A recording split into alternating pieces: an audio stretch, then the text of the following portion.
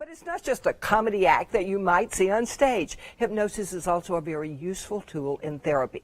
Dani Fox is a clinical hypnotherapist, and she's here to help us understand what a very useful tool hypnosis can be. Oh, do we need you?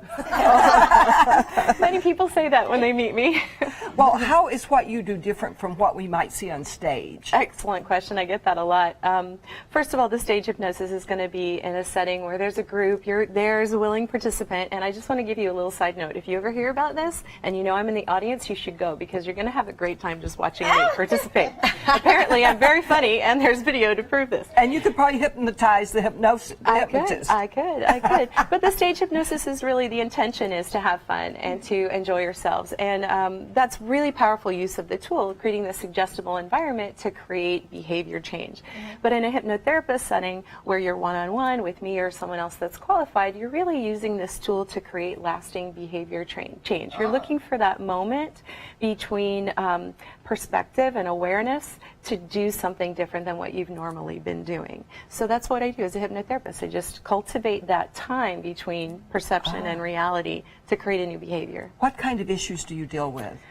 That's another great question. You know, everybody started the weight loss and the stop smoking, but clearing negativity, creating happiness, that's another opportunity. Releasing stress, limiting the amount of worry, we all worry, and also allowing parents to intervene with their children in a positive, more empowering way. It really runs the gambit. I often say if you have feelings about it, hypnosis can help. So these are everyday issues that could help us deal with. Yes, everyday issues. Okay, give us an example. For sure. We all want to lose weight. Yes.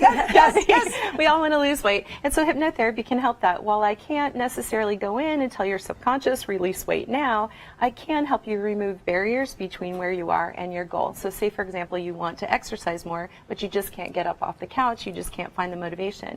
I help you remove the barrier between where you are and where you want to be, and cultivate images in your mind of what that looks like. If you have movies and images of in your mind of what this vision looks like, you're more likely to behave in that way. You're more likely to reach your goal. How do you do that? Do you have a little watch? Go to sleep. I do. I have a little watch, but that's only to help people with their expectation of this process and this session. Really, the state of being in hypnosis is really no more than just allowing yourself to accept the rapport and this relationship and trust that I'm going to take you from here to here. And sometimes people need that classic induction, whether it's something to focus on, an eye fixation to lower your eyes and create that tired, relaxed response. And sometimes people just need, allow your eyes to close. What about stress and road rage? Okay, yes. She drives a long way every day. And anger management. And I was wondering about that. Right, absolutely. It can definitely help with that. I mean, the anger response, the anxious response, it's creeping up within the body. If you can just harness that moment, create awareness, and create some space between that reaction and your response, a lot of things will happen. More important, if you celebrate the fact that you've done that, you will anchor in a new little habit. And little habits celebrated over time become big behavior. Can you lead us through an exercise? I certainly can. Feeling. Teach us how to manage that. Okay, we're ready. Okay, all right. So just allow your eyes to close for just a moment. And again, don't do this while driving or operating any kind of equipment or when your attention to your surroundings or your children is required. Just take a big breath in through your nose and blow it out long and slow through your mouth. And think relax. And this time, take a big breath in through your nose, and this time say to yourself, this is breath coming through my nose. And blow it out long and slow through your mouth. And think relax. And just do that one more time. Big breath in through your nose, long and slow through your mouth. And think relax. I like your voice. Thank you. And allow your eyes to open.